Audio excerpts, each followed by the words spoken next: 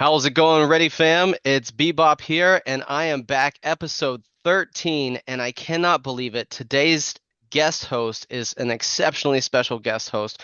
I am super excited to introduce the one, the only, Underlux. How you doing? What's up, everyone? I'm good. Busy day. Just finished up with my physical therapy appointment. Knee is in better shape than we thought, which is awesome. And Awesome. you know, just kicking it. Well, don't kick it too hard with that knee. Yeah, yeah, Glad to have you. Thanks for coming in after that appointment. I know sometimes fitting in things like this is difficult, right? We were scheduled once and we kind of rolled with it, but I'm so glad you're here. I love your music. That is how I found you in the first place was just like, it was Mr. Bassman came out recently, and I love Maddy. I saw her at Coconino this summer and immediately just fell in love with that song and started playing it on loop.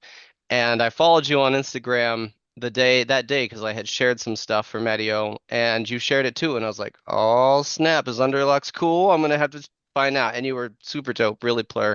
I really appreciated that. And so I knew as soon as I could, I wanted to share your music with my audience and kind of crack open your head and see things from your artistic lens. heck yeah. Appreciate it. So where does the name Underlux come from? So I mean, I guess I still enjoy doing it, but I do a lot of my work in kind of the twilight hours. I've Love always that. found you can really dive in without the distractions of texts or whatever because everyone's asleep. So more often than not, I would be finishing my songs as the sun was rising. I Awesome. always felt like kind of a cool way to end my day and be like, oh, other people's are just beginning, but like this is, the finale of my work today is gonna you watch the sunrise or whatever. So I wanted to do something that incorporated sunlight. So a lux is a unit of measurement of light. That Um, is sick. Thank you. I'm putting that in my notes. Yeah. Yeah. A lot of people are like, "Oh, deluxe like deluxe," and I'm like, "No, a little slightly more nerdy than that." But yeah. So Underlux would just be like that kind of moment because you can see, the sun, the glow Hmm. of it. You know it's about to come up, but it's not quite there. Love So that. that's kind of where I always found my home in that Underlux area. What a beautiful sentiment. I absolutely love that idea. I actually spent a lot of time at sunrise myself. Like you, I was a night owl for a long time, working those late hours. But more recently, over the last couple of years, getting up and meditating at sunrise, right? Just like being part of that twilight hour where everything else is asleep, no one else is really there to like blow up your phone or distract you. And I find it really special. So your name being that it just it rings true, man, for exactly the kind of music you make. So I love that. Appreciate it. Yeah, no, it's nice. I think it's important to find those kind of moments. I'm a huge Mm. fan of slow mornings. So, whether it's you have to get up early or Mm. wake up late or whatever it is, I support it. Easing into the day there. Yeah. I like that too. I think it's a fast-paced world where it's easy to get caught up and the immediate jump out of bed, brush your teeth, hustle, hustle, hustle, come home, eat dinner, go to sleep, and you really do have to carve some time out for yourself. Um, It's one of those, I've seen the meme 1,000 times when I was a personal trainer where it's like 30 minutes of sleep versus 30 minutes of like get up and do whatever, whether it's being productive or taking time for yourself. Um, but it does make a difference. Do you find it has an impact on your creativity to have that time? Yeah, I think more like just the time alone, you know.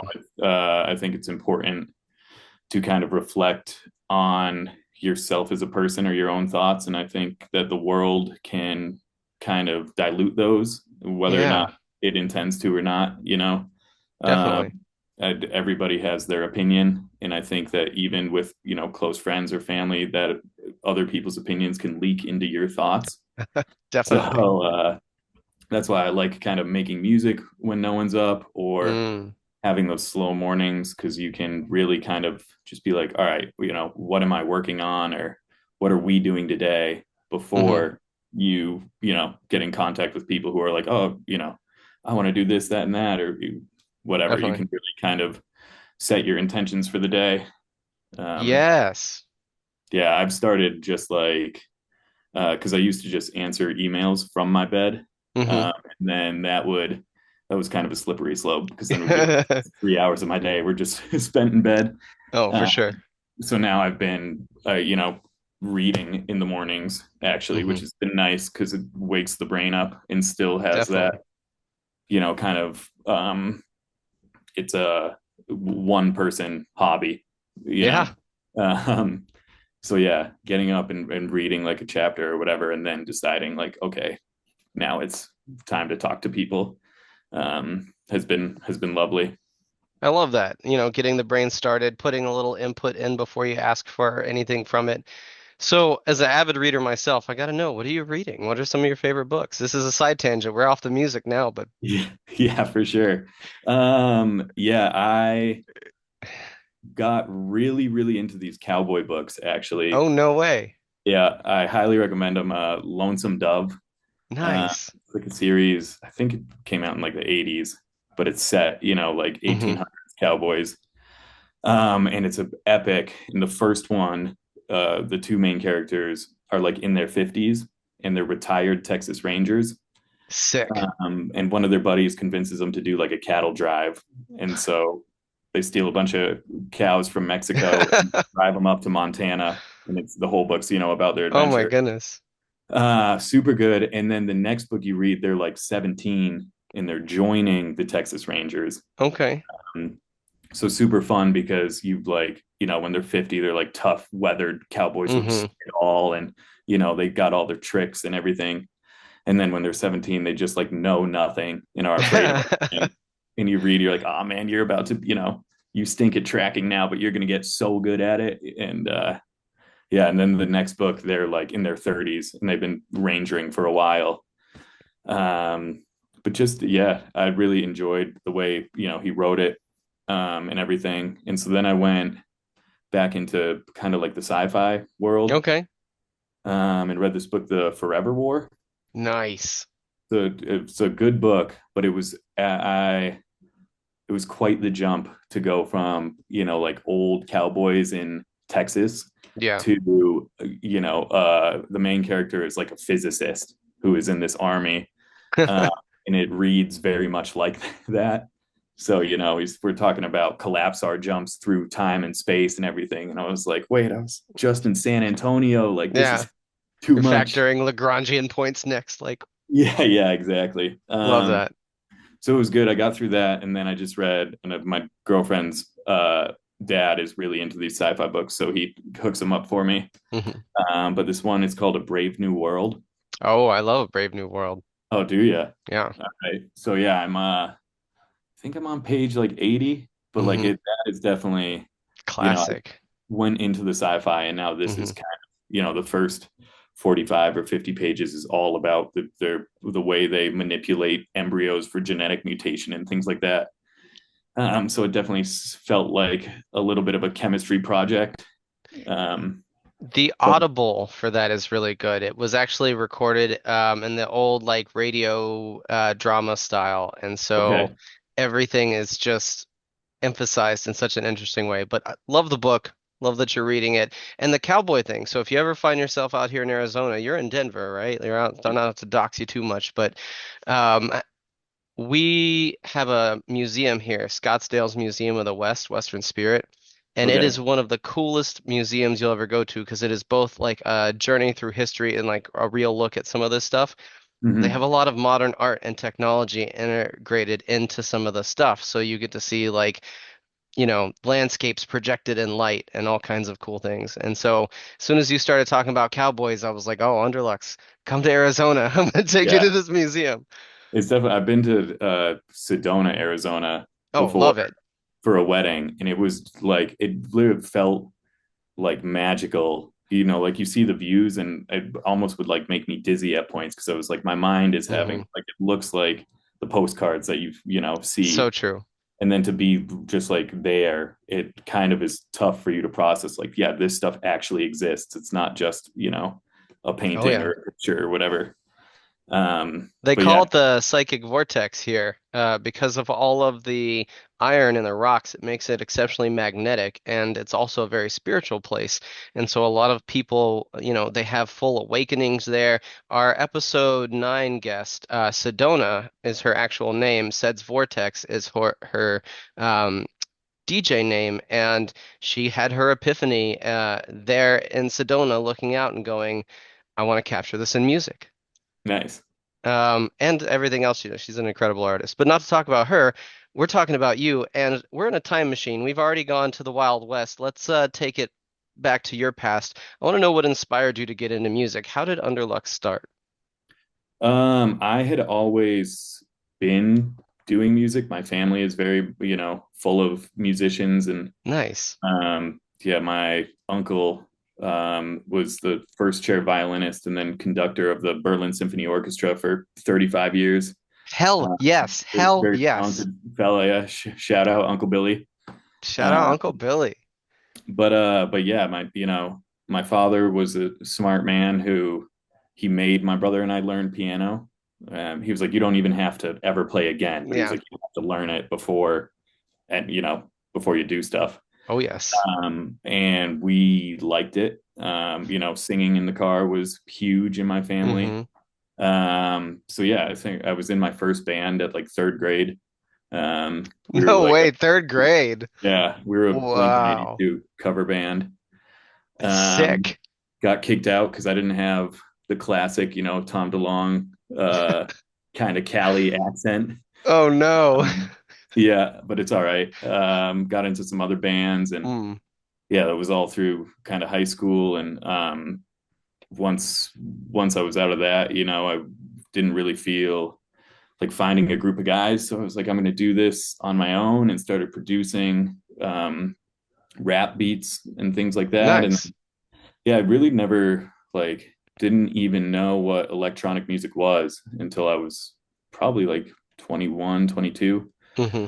And a friend had, heard that I could make music and was like, oh, if you can do that, like you should make this. And then showed me a Pretty Light song. Mm-hmm. I made something similar, and that was kind of it. I was like, oh, this is super fun. Nice.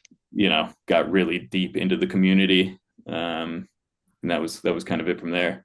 It's a good community. I got my start in rap too, as MC Bebop many a moon ago. There you Um, go. I still rap, like, and I think so. I'm trying to do something new. COVID reoriented a lot of us into trying new things. And watching Prob Cause come out and rap over dubstep, I was like, oh, I want to do this now. And Yeah. fortunately, I know a lot of DJs, so I'm gonna make that happen. But Nice. I rapped for him recently. Any of the people who follow us on Instagram, I made him a frog perler, which you can see here. I want to show up a picture. But bling. And when he came to Wooly, I tracked him down and gave it to him. It has like a tongue that spins from his magic frog. When you come here, I'll have to make you a perler too. Something Heck to yeah. do with light. I have to put some Nice. lights in it. Um, and my wife, being the badass she is, puts me on the spot in front of Prob Cause and is like, "Oh, he spits too, right?" And Prob doesn't miss a beat. He's like, "Oh yeah, what you got?" Sweat. I don't need that. Actually, I loved it. It was great. It was great pressure. But so you start in music, family, it's in the blood, right? You've got the piano as your base too, which, my daughters both play piano for that same reason, right? It is such a fundamental base to music. How does that influence your music now? I think just like the total kind of acceptance of all genres, Mm, and things like we just kind of explored everything, and we're allowed to, yeah. like with my dad, the sing-alongs were like classic Eagles, America, things like that. And then, in my mom's car was where we were allowed to listen to the explicit stuff. Like our first, adult or parental advisory CD was Hmm. 50 Cent's Get Rich or Die Trying. And we were, rolling around blasting that with my ma. Nice. And yeah, I mean, today I saw like a clip of it on TikTok the other day, and I forget, I had a time in my life where I was obsessed with the Phantom of the Opera. The Phantom of the Opera is here. Dude, Yeah, I love it. You and me would just hang out. We'd just be talking yeah, music all for the time. sure. Let's go. But yeah, so I was blasting that today. Love And I that. was like, the first four songs, I was like, man, I don't remember this at all. And then that, like the main thing, I was like, wait a sec, here it is. Oh yeah. And then every song after, I was like, oh, these are all bops. But yeah, I think like that's kind of, uh, I mean, even the Follow Me Down track that Oh yeah. highlighted and that you liked, like the One of my whole thing, favorites. it's like a long kind of piano thing. Hmm. Um, some might say it's too long, but I was having fun with it. And that's kind of what happened where I was like, oh, I like this really pretty piano. Like I'm going to incorporate it. I love And that find behind the scenes on that. Thank you. yeah, no problem. So go ahead, fill me in. I don't want to interrupt you. You're giving me all the juicy details. Oh no, I mean, I forget. I mean, most of my songs go through several versions and rewrites. Hmm. I think that is like the beauty and the beast of electronic music is that like you have so many options. Hmm. So, I mean, as if you've checked out my catalog, you know that I don't really stay in one genre for too long. I was Uh, trying to figure that out myself. You were nailed it. yeah, I would not pick one as my favorite. I think it just depends on the day. Um, but yeah, I think with that one, I had made some pretty intense, dubstep screeches and growls, and um, I do a lot of my stuff is like explorative, Hmm. because that's my favorite part is kind of tinkering.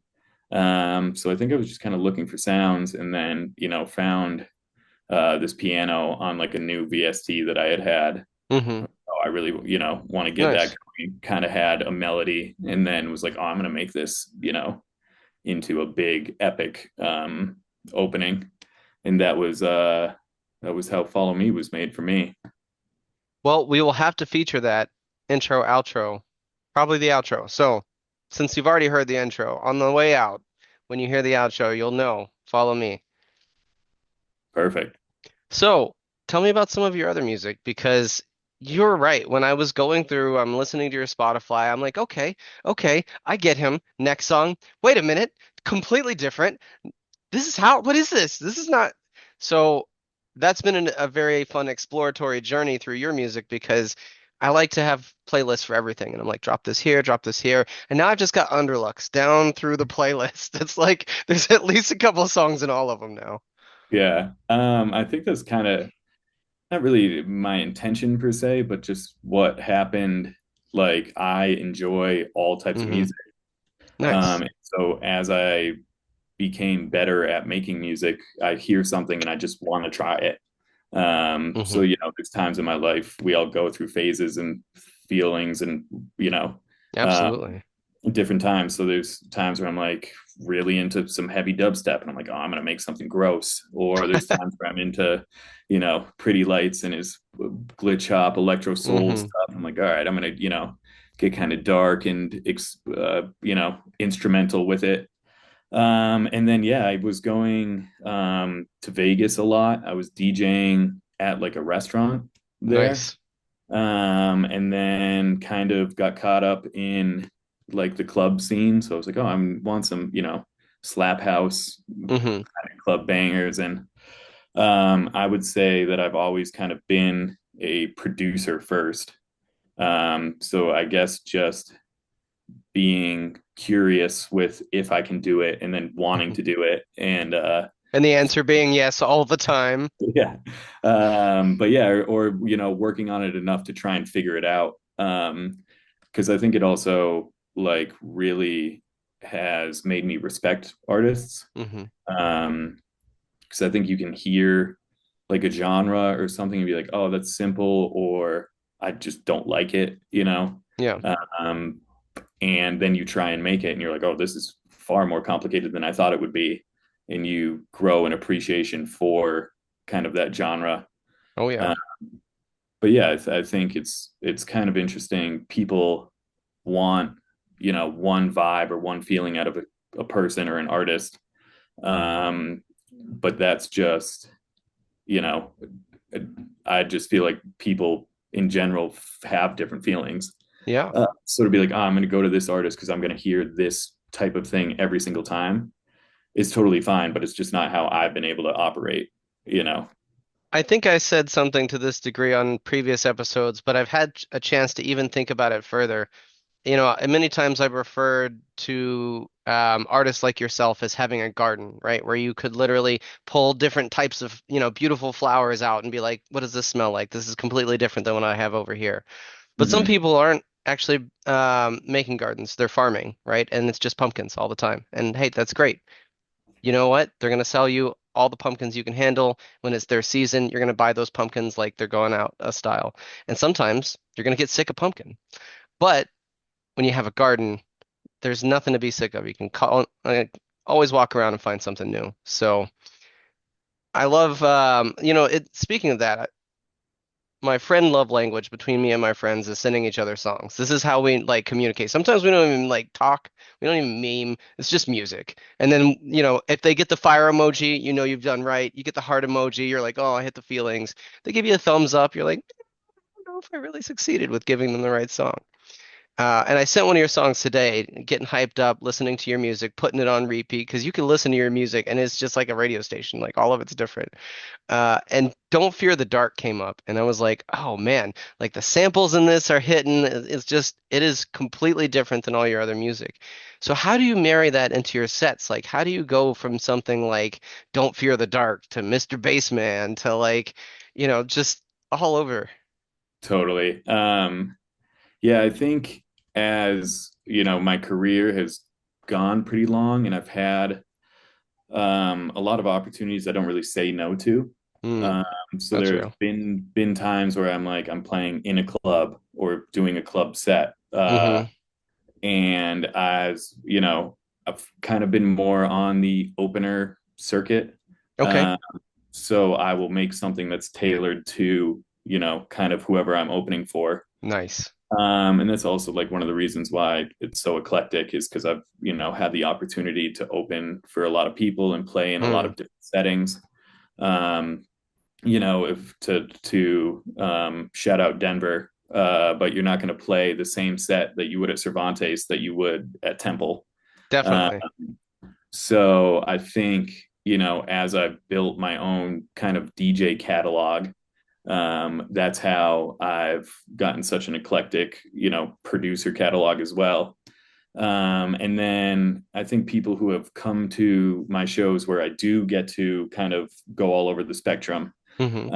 um, can see that, an hour or an hour and a half to, can be a really long This is time. a long time. Yeah. When you So, when you slice it into 2 and 3 minute sections, right? That's a long right. time. Yeah. So I kind of tend to break it down into like a 6 to 10 minute segments. Mm, And that is kind of how I can traverse things. It used to be like a little personal joke of mine because I would make a lot of sets and hmm. then we would just play them at our parties, Nice. not necessarily release it or whatever. Hmm.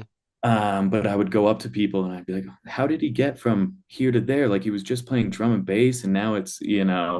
uh, tech house. Like, I just, whatever. And then they'd be like, you did this, how you got there. And I'd be like, yeah, sure Got you. do. But yeah, I think like that's the beauty of DJing is Yep. that you get to take clips and snippets and be like, I'm going to loop this and Hmm. it up 20 BPM and then get to another area. And yeah, it's like a digital, musical playground. Oh yeah. I like that you mentioned ramping it up BPM too, because I think that is a challenge that maybe the audience might not be aware of in DJing is matching BPMs and transitioning from even like when we talk about transitioning from tech house to something like dubstep to even drum and bass, right? Like those transitions are not easy to make. You have to know your markers and know where you're going to, increase and decrease that BPM to get the reaction out of the crowd.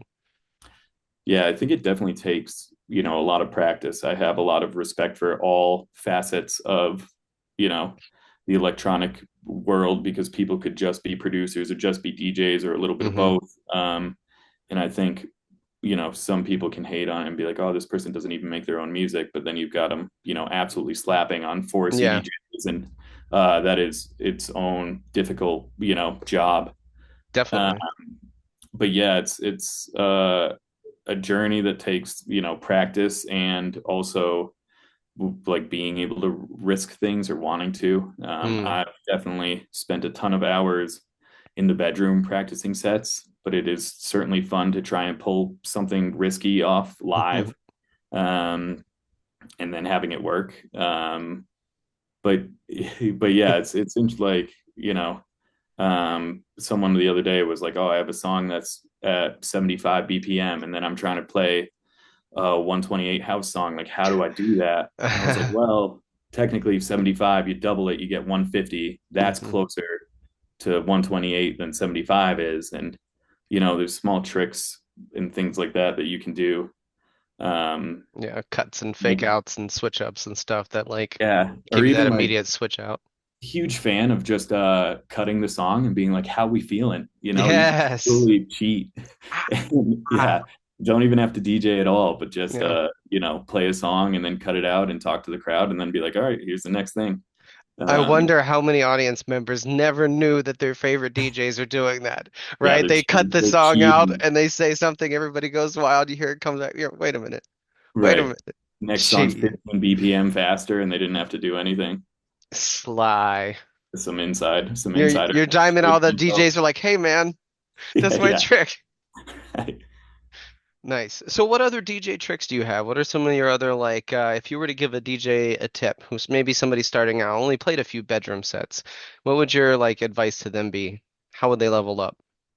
um I think, uh, practice a lot, and then get good at kind of knowing the scales and the Mm, I think, I forget what the key is that a lot of people use, but it's like 1A, 5B, what it's like a color wheel. hmm um and if you kind of get used to that, what songs to go that can go together, hmm DJing gets easier. I think also, trusting your ears. hmm Because there's things that you could be like, oh, this isn't really in key, but it does work, or there are things that are in key and don't work. So I Mm, think, um, just a lot of people can go onto a piano and just hit keys along to a song, and you hmm can kind of tell, or you can train your ears to be like, these keys work, these keys don't. hmm uh, and then you just kind of get that under your belt. And that, like, I used to be pretty well known for never bringing my USB anywhere. um, and fortunately, I have enough friends who are very talented with great catalogs who are nice enough to let me Yeah. use their USBs. um, but people who would be like, oh, how can you just do that without knowing the songs? I'm like, well, I can see the BPM and I can see hmm the keys, so I know that this will probably work with this song. You also get used to names and things Yeah. that like, like tsunami will probably not go. Shout out Tsunami. Right. But like a name like that might not go with ecstasy of my soul, Yeah. No, for sure. You're right. and so yeah, I think all of that kind of becomes second nature through practice. Mm, And then just finding like what your kind of style is. um that's I real. Yeah, I used to have a lot of, they'll have like the slice keys Hmm on a lot of, well, I guess they have them now on some CDJs and things, but yeah, I had them on like the old Pioneer stuff, Nice. the smaller things. And so I used to do like a lot of chopping and things like that. But then when I got into clubs, you'd only have two CDJs. There was less of that I could hmm do. Um, but yeah, just practicing all different types of things, I think is the most important. And then you just kind of get used to the flow. Uh, Nice. Recording your sets too and listening back. It's like the same thing as an athlete watching tape. Oh yeah. I think that's super important. Used to be leading up to shows, I would always record everything I did and then be like, all right, I like this point. We lose hmm energy here. And then you kind of, take songs that don't work out and put ones in, and then you get just used to the natural flow of how a set should go or how you want your set to go. Definitely. You know, I think that practice definitely shows through as you like get more familiar, whether it's the music or the equipment or just with, like you said, your own style. Something that helped me get considerably more knowledgeable about the music was also focusing on like phrasing and elements and understanding that like music is very compartmentalized. And I work in the art world, and there was a composer that I was speaking with who also really liked dubstep. And something he said to me I thought was really interesting. He said, if I ever composed dubstep, I would take the same approach. I would audition every sound that I was going to put in the song, and I would know what chair it sat in. And that stuck with me because when you think about like, okay, I want tuba in this, or I need bass, I want drums, like all of those are elements. And when you're the DJ, you're the composer, you're Mozart, putting all those elements together. And so I encourage people when you have the time to spend time with just the elements of it. Try to pick out why is this bass so good? What was that my ear just caught? And Uh, break that down. I totally agree. That's something that I still do for myself and people that I work with in the production side, where a lot of times you get the ball rolling and you kind of get carried away, and then I'll be like, what do we want this song to, what purpose should it Mm, serve? yeah. Because not every song is a banger Yeah. or should be or could be, Hmm. you need, uh, like even Maddie O'Neill and I have a song, "Here's to You," So good. um, and like the whole thing was that she wanted a song that was, I think, 110 BPM in a certain key so that she could transfer from this BPM to this BPM and have it be more smoothly. So it was just Love something, that. yeah, it was something that we would kind of reflect on as we were choosing sounds and things for Hmm. it. We were like, all right, this is not you know, a time where everyone's going to be headbanging, and that's Hmm. okay, you know. Like in my sets, I always like I would know when everyone's going to be dancing, when they're going to get drinks, when they're taking a cig break, when they're coming back. Um, Definitely. and I think like it's important to kind of have those moments in your sets as well. Like Oh they yeah. need to breathe and flow the same way your night would if you weren't playing. So you're Absolutely. not always going to be head banging or whatever, unless you're a savage with a wicked strong neck. Um, 3 hours of head banging or whatever is normally Yeah. not what everyone is down to do. Um, which is cool if you are more More power to power. it. Yeah. Yeah. I like to be taken on a journey, right? It's like watching a movie. You want there to be some quiet moments, you want to feel, you want to sing along moment. Like each of those moments, it's not just for the DJ, but for the crowd too, right? Because those are the ones at the end of the day when you're sitting in the car and you're riding back from the festival or the show with your friends, you're like, "Oh man, when he played Feel Something, I was crying," right? Like, Yeah, yeah. and every one of those requires like some understanding of the feeling that those songs invoke. Absolutely. And yeah, I mean, just like a movie or even like our books, Hmm. Um, so I tried to get my mom to read that cowboy book, and she was like, "Nothing really happens," and I was like, "Just wait, it will." And when it Hmm. does, it's great. If you get too Awesome. many chapters of things happening, you're like, I can't even wrap my head around this. Hmm. So you need some time where the cowboys are just riding the horses, and same with the music. There's got to be that breath before you drop something crazy, or. Uh, Absolutely. I think every song has the potential to be a banger, Hmm. depending on how you mix it.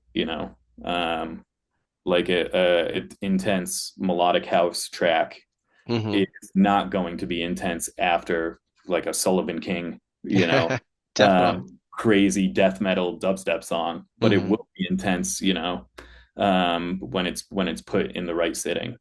Um, so yeah, I think that once again, like learning the flow of that and being like, okay, how can I make this song impactful? Hmm. And it's not always just like, is this song impactful? It's like, all right, what am I putting around it? Hmm. Um, to add or subtract from that moment. So where does Mr. Bassman fit into all of that? Um, I haven't worked it into a set yet. I would imagine that um I would probably put it, if I'm just speculating, at the 45th minute mark, somewhere around there. If it wasn't in my range of, I like to come out with a quick 10 minutes of Hmm. um high energy stuff. Something like Mr. Bassman, though, I do really enjoy that build up with the Hmm. chants, and the kind of chorus. So I would want to let that breathe. Um, so I'd probably put it, a little towards the end. Hmm. And then with that kind of real heavy second drop, that's got kind of that wonky sound that a lot of Yeah. people are doing lately, which I think is a great sound. Hmm. But kind of use that as the catalyst to start another 10 minutes of high energy before I Hmm. cut it. And I'm like, all right, I've got one left or whatever. Um, and then use that to cheat and change tempos. Nice. Hmm. So, um, were there anything, was there anything that you considered when you were making the song? You and Mattio collabed on it, which is how we kind of came together. What did you guys talk about when putting the song together? What was the feel? What was the vibe? Well, we were working on something completely different. And I think just looking for vocals. Okay. And I remember, going over that and just being like, oh, that's really good. And kind of, tucking that away in a file. And then she was like, oh, will you, put that in my file? And I Hmm. was like, oh, you know, No, no. yeah. And I was like, well, let's put it in our file and we can, Uh, work on it together. And she was like, absolutely, which is always great when she says that 'cause she's awesome to work with. she's Um, awesome. yeah, she's a great gal and super talented and super fun to work with in the studio. Um, but yeah, so we just kind of started it, and I think I gave her a couple options, and I'll label it. And I'm like, oh, like this Mm. type beat, Hmm. and yeah, I think the first drop was like this huge, almost kind of like a Lenium chorus, chord Hmm. type thing. And then I did what is now the first drop was like a second drop option. Mm. And then Maddy was like, I really like this. Like, let's go with this direction. And she is really good at, being a tastemaker and being like, this is the route we should Hmm. go. And um, so yeah, she kind of picked that drop as her favorite, and then went and did. We used to write together a lot. In Colorado, she lived like 8 minutes away from me, which was sweet. Oh, nice. Yeah. So we'd spend all day doing stuff in the studio together. And now she's out in California.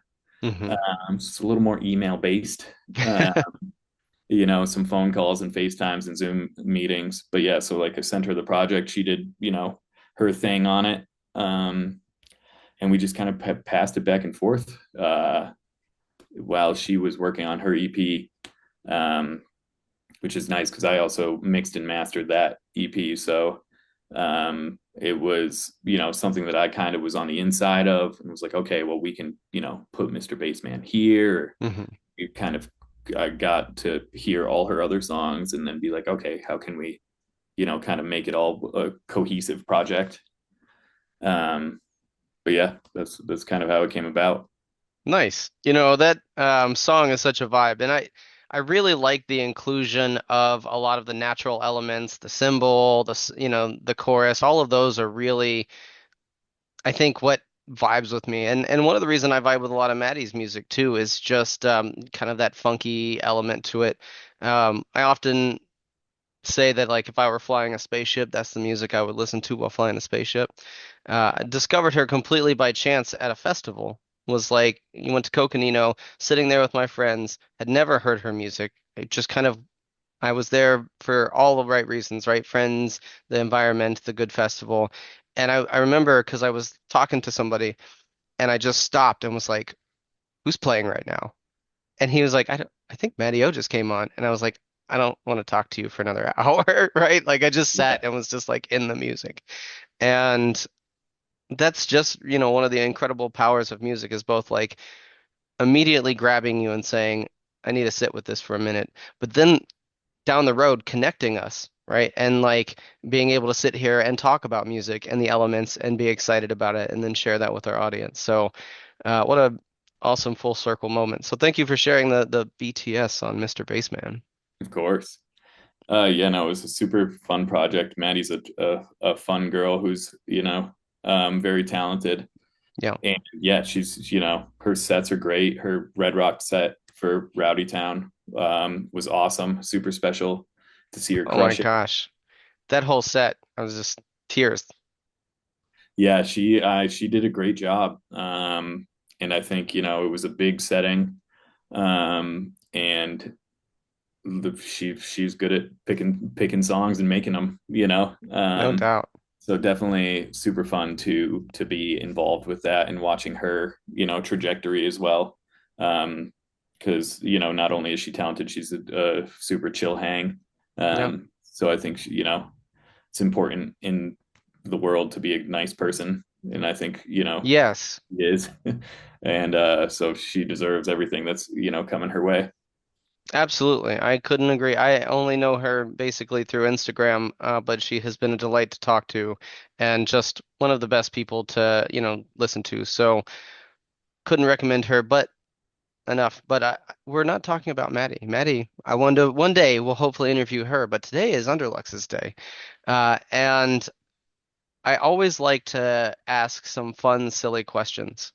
And right on the heels of Maddie's Red Rock set, one of my favorite new questions to ask is, and I'm going to give you a second to think about it after I ask the question.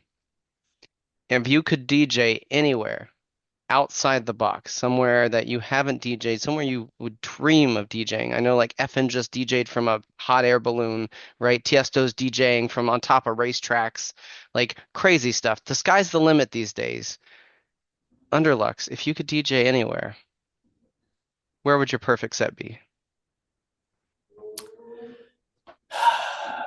um I think the best party that I've ever been to was we went to Tomorrowland Winter. It was the first one that they did. Nice. They now do it all the time. But this was the opening one, and so they have the Garden of Madness. I don't know if they have it the summertime or not, but basically, you go, you ski all day, then you go to the festival is the main stage, and all the hits are playing, and then that shuts down, and you took all your snow gear and you went to the Garden of Madness, which was like a warehouse for 50,000 people. That And is you're, madness. yeah, and you're in your snow gear, so everybody would just dump their gear and it's down into their, boxers or whatever, and you dance around a pile of your snowsuits. Amazing. Yeah, we ended up making friends with this big group of Japanese people who just saw our pile and like threw it on, and then we're just like this and finding, Yes. yeah, we ended up finding each other every night and making this massive mound, and really breaking the language barriers through music and dancing, and I love that so much. yeah, it was one of the best times of my life. So the sets in Zagata of Madness were crazy. I would love a chance to play there. The Garden of Madness, you have good memories from it, and it sounds like an incredible experience. And man, what a heartwarming story. Like breaking language barriers, meeting people. This is what festivals are all about. This is why we do this. I was dancing, and I would do just like this, and that really they loved it. Oh, I bet they were And dying. because of the language barrier, like I couldn't explain how to do it. Hmm. I was trying to show them, how to do it for like 20 minutes, and they gave up. And I was like, no, don't give up. And so I finally, got one person how to do it, and they very quickly and simply explained in Japanese. Mm. And everybody was just dancing around doing it. Super, super fun memory. Uh, Amazing. but yeah, I mean, those are the things that make festivals special, Yeah. in music in general, is that kind of connection that you form on the dance floor. Absolutely. There's nothing else like it. Especially as an adult, we are starved for these kind of interactions. As kids, we're on the playground, right? We're doing our thing. We meet somebody. You want to swing? I want to swing. Let's swing, right? We can talk about Transformers or something. But like as an adult, having that level of whimsy and carefreeness is, something we're deprived of in regular society. And getting these moments that are curated exactly for that, where you can, suspend the normal experience, suspend that interaction, and just be okay with the goofy, the wild, the weird, and it not make you feel outcast for it, and it not make you feel othered, I think is it's just really powerful, and we need more of it. Totally. Yeah, I think in this, day and age with so much going on in the world, it is really nice to just feel that kind of freedom of Mm, goofing around. And I think a lot of people out there do have really good intentions that yeah. can get misconstrued in the normal, day to day Hmm. life. So I think everybody being there collectively, to have a good time and then bumping into random people and having those kind of special one off Hmm. connections is, yeah, I think important for every human to have. And it's definitely a good area to foster those Oh yeah. uh, opportunities. It's a place where human connection thrives too, right? Like the power of the hug is lost on a lot of people, but you go to the rave scene and random people will hug you. You see a person one time and they're like, "Oh yeah, I had this one kind of micro connection with them maybe at a festival." And they see you again and then from across like the whole thing, they run into you, Totally. give you that giant hug and you just feel like joy, right? It's not even like happiness, but like some kind of deep internal feeling that you're just like, ah. And I love that that is part of the community, it's part of the music, and in a lot of ways, songs can be hugs too, make you feel Absolutely. like that. So that was our first question. We got hella deep. Yeah. You turned the back where it's at. We got Pokemon going on. Speaking of Yeah. Pokemon, did you ever play Pokemon? I did. What is, and this is question number two, your favorite Pokemon? Uh, um, you're gonna. I'm awful with names. I'm 99% sure it's Charmander. Yeah, Um, okay. but Classic yeah, Gen 1 starter, little fiery yeah, I lizard. think that was the guy that I would always pick. I'm an Aries myself, so shout out Oh, my fire signs. shout out fire Um, signs. yeah, and I think that's kind of who I would roll with. This solid dude, you Hell know. yeah. Turns into a dragon once he's fully Right. evolved. Yeah, get a little Nobody Game of messes with Thrones fire in dragon. there. Yeah. We tie all the fantasies together. We're good to go. Nice. Well, as a reader, and now you've mentioned Game of Thrones, you kind of outed yourself as a nerd. So, Yeah.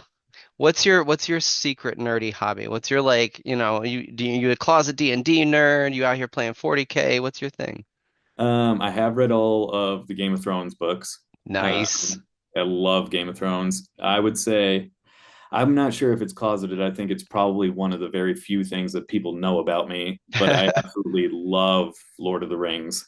Let's Uh, go. Me and I too. do get me Lord of the Rings memes sent to me pretty much every day, which I love all of them. But Nice. yeah, huge, huge on Lord of the Rings. Read the books, own the movies. Got to go extended edition. Um, but yeah, that's the nerdiest thing about me. I've toyed with the idea. Talked to my girlfriend about if we get married, I want to wear like a suit of armor Oh, instead of a tux, definitely. which she approved. Which is how She's she's the the one. one. Yeah. So we'll see if I follow through with that. But it's lovely to know that that's an option. Absolutely. I know a few armor makers, so if you're serious about this, the armor Well, so sweats. there's one I forget the name of them, but there's one I follow on Instagram. And this they look pretty great. They're like Heck yeah. 5 grand for a suit, but Easy.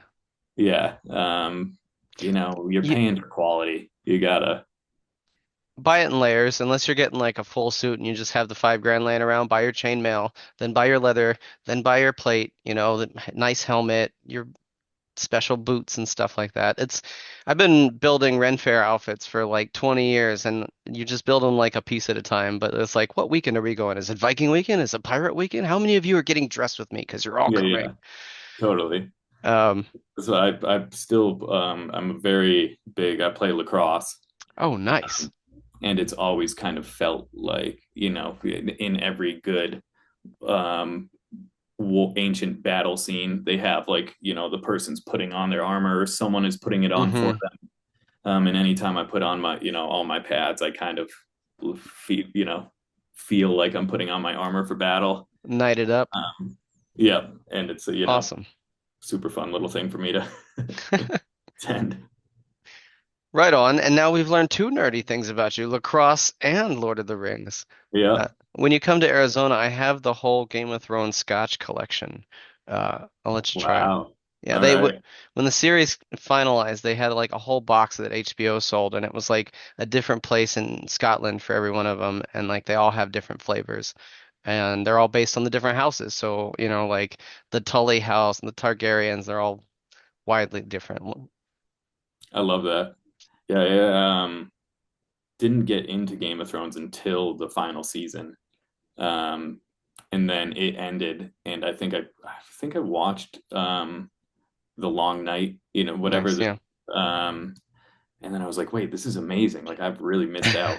And so I watched the whole series, and hmm then I was reading like some Reddit lore about I forget what the uncle's name is, but the uncle who is like, they don't show it in the show, but he's a like a wizard, the hmm sailor.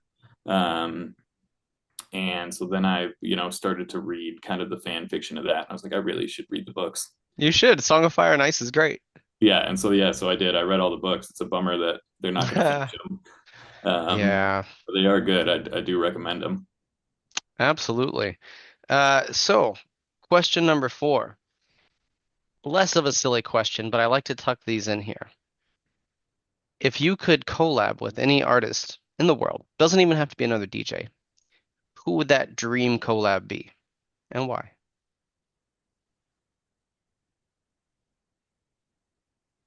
Uh, I think I'm gonna pick a musician, um, but I was always a fan of Timbaland, and Nice. yeah, I think he's got. I've actually, for the first time in my life, saw his side of the story, but there was always something that inspired me. Kanye West is talking about he's making stronger or made hmm strong. And he's like, yeah, it just like didn't bang in the club the way I wanted it to. He's like, I needed to redo the drums. He was like, so I took it to Pharrell, but Pharrell changed it up too much. He's like, I couldn't have that because I was just trying to like swap them. He's like, then I took it to Swizz Beats. Swizz Beats changed it up too much. Um, he's like, so I finally took it to Timbaland. Timbaland fixed the problem in 5 minutes and then spent the rest of the hour that he booked talking about how no one could have done it, but Timbaland. And that's always, I admire his skill and also his, I Mm. guess, sureness in his own talents and style. And I think it was literally yesterday I saw on TikTok, they were like, it's cuts to Timbaland, and Timbaland was like, yeah, man, I fixed that problem in 5 minutes and then told him how no one could do it but me. And I was like, I've never heard his side. That's Um, great. but yeah, I think working, with kind of one of the greats like that and seeing someone who's produced a lot of people as well and hmm has that versatility and talent would be fun to pick their brain. Absolutely. I have learned so much from other people's artistic process just from even having a single session with them where you're like, wow, we do things entirely different. I'm Right. so glad I learned this. Because other perspectives, man, you can literally be sitting by yourself working on things for ever and then talk to somebody for 5 minutes and get a fresh perspective you never would have thought of, and it entirely changes how you approach things. So love that collab. Shout out Timbaland. We'll add him maybe, right? We'll get that, Again. that collab. So question number five.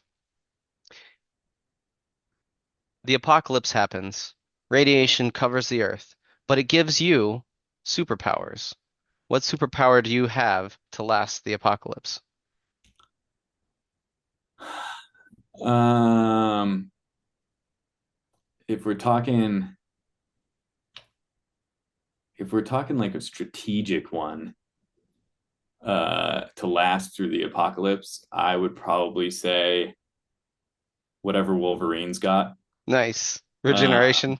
yeah, you know, I think in a post-apocalyptic world, there's probably a lot of things that can hurt you. So being Mm-hmm. able to heal yourself, without Smart. think about people are running out of bandages and anti-set, there's no doctors Mm-hmm. around. Um, so probably good to be able to be your own doctor. You're probably Nice. eating some things that could be questionable. So having a stomach that can regenerate if you mess it up too much would probably be an advantage.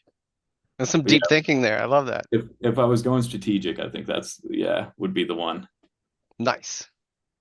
That is the first time anybody has answered with that as well. So There we shout out go. to the you got the beard for it. I think we get you some claws and you're in the Yeah, zone.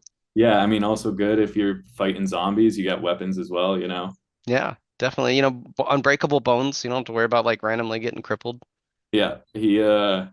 I mean, shout out to vertically challenged people, but I don't know if I would want his height Yeah, according to comic book accurate descriptions. But it's like 5 foot going straight, something. Yeah, yeah, I think he's like 5'2", maybe. 5'2" or like yeah. Not that that's bad height at all. Just I'm happy with my personal stature. I love the comic book fastball fury move where like Hulk or She-Hulk grabs him and then throws him at somebody and he's just like, ah, Yeah, yeah. Yeah, I used to be huge on those back growing up. nice. Back in the day though, I was a really big Flash guy. Oh, I Enjoyed love the Flash. Yeah, love a good speedy fella. Yeah, he's kind of God mode though. There really isn't anything the Flash can't do with speed. Right. See, this would like when you really break it down, um, the way that he uses his powers, there's certainly a lot of advantages to that as well. Yeah. Well, I mean, everything from time travel to phasing through things to basically flight and uh, the speed force in and of itself is super strength and invulnerability. The list really goes on and on.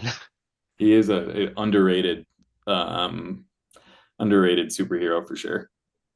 I don't know if Flash is underrated, but I agree. He probably is not, he should be considered more.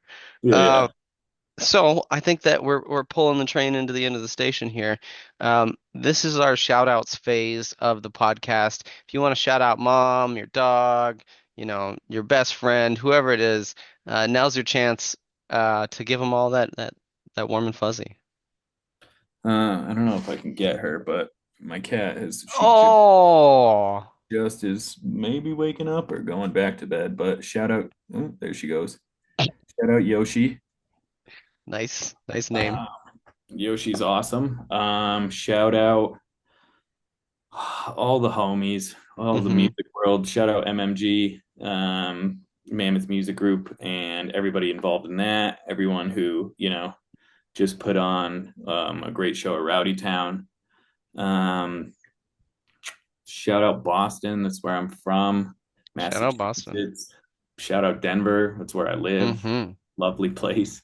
Love Denver. Um, yeah, it's shout out Ma. Shout out Dad.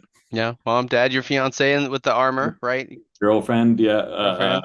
One day, Sorry, we don't know what the future holds, but sorry, I dropped the F bomb. no, no, all good. She's great. Yeah, Shout out Ashley. Um, awesome. mhm. So now that shout outs are done, there's really only one thing we have left here. But I always like to ask, is there anything you didn't get a chance to say, anything you'd like as a sign off for your audience to know about you? This is your soapbox. I'd like you to be able to say whatever you want. Stay tuned. I don't know what kind of the future holds, but I'm gonna Hmm. be making music throughout all of it. Hell yeah. Appreciate everybody. Shout out anyone who's checked out the new track, Mr. Bassman, and shout out anyone who's gone on to check out the rest of the catalog. Um, but yeah, I am not always outside. I enjoy Mhm. my room and working from it. But if, you keep your ears perked up, you might hear some new stuff from me soon. Um, Nice. Where can people go to find you? you can go pretty much anywhere. Just type in Underlux into the internet, and your preferred. I'm on Tidal, Spotify, SoundCloud, iTunes. But yeah, under LUX is me. And you can, connect with me on Instagram if you want. Hmm. Fairly accessible, as you know. Hmm. And yeah, I appreciate everyone for listening and checking out the stuff. So, Underlux, my man, would you like to have the last word? Stay ready, VIPs. Boom.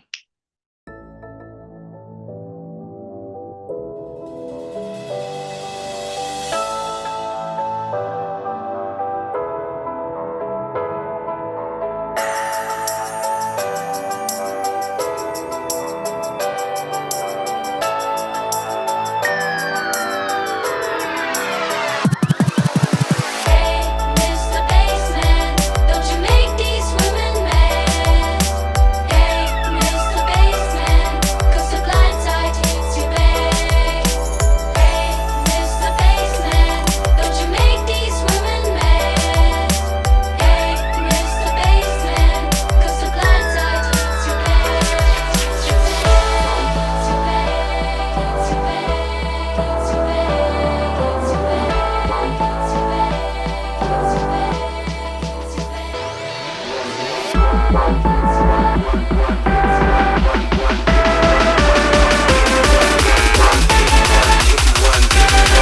Mr. Bassman, hit me one time.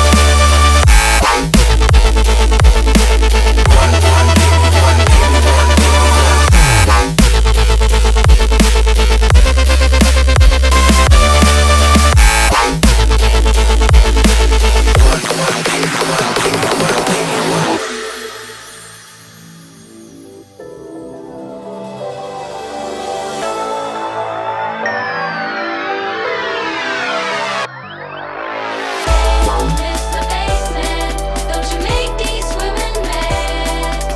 Hey, Mr. Bassman, 'cause the blind side hits you bad. Mr. Bassman, don't you make these women mad? Hey, Mr. Bassman, 'cause the blind side hits you bad. You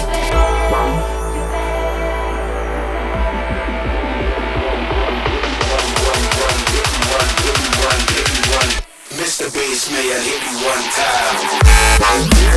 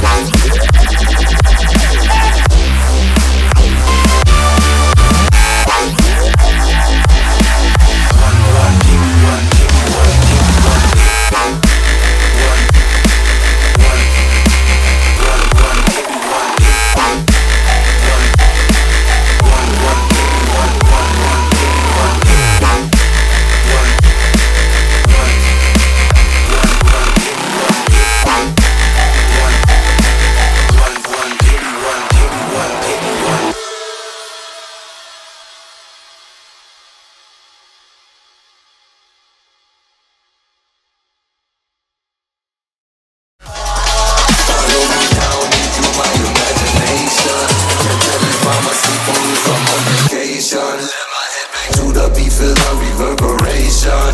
Thanks for tuning in, now you can change the station.